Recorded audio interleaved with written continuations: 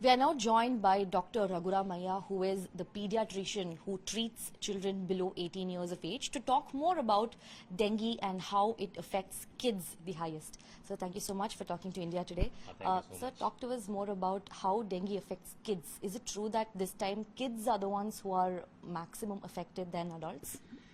Yeah, it affects equally both kids and children. It's because of based on the mosquito bite, that what we call as Aedes aegypti mosquito, which has bite a person who has got dengue, sucks the blood from him, which has got the virus, and comes and bites the person who doesn't have the dengue.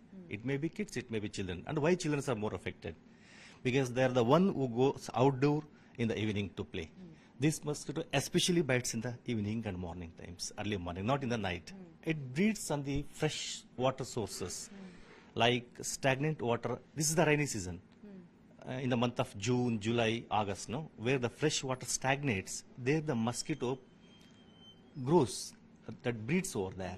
They'll become adult mosquitoes, goes and bites the person who has got the dengue fever, comes and bites, and it can bite anybody. It can bite you also, it can bite me also, it can bite children also. The more reason is because they go to schools.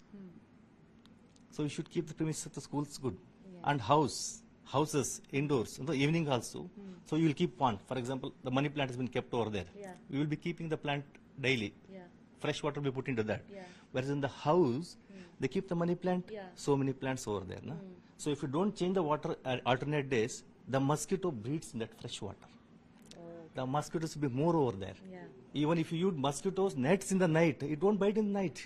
It bites in the evening hours. Using mosquitoes in the night is not going to help. It won't bite at that time. So the prevention is most important in this case, rather than the treatment.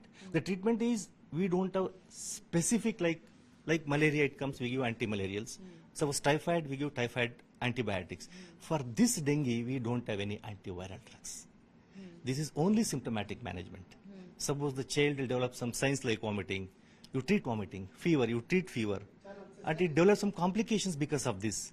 Like no, the fluid which is in the vessels, what you say, blood vessels, it leaks. It leaks to the abdomen and the thorax, chest. There what happens when the fluid leaks, no? So your BP starts coming down.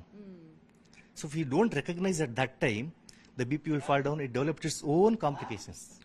So it leads to shock. Shock in the sense you can understand, that's hypovolemic shock, where there is less water content in the blood.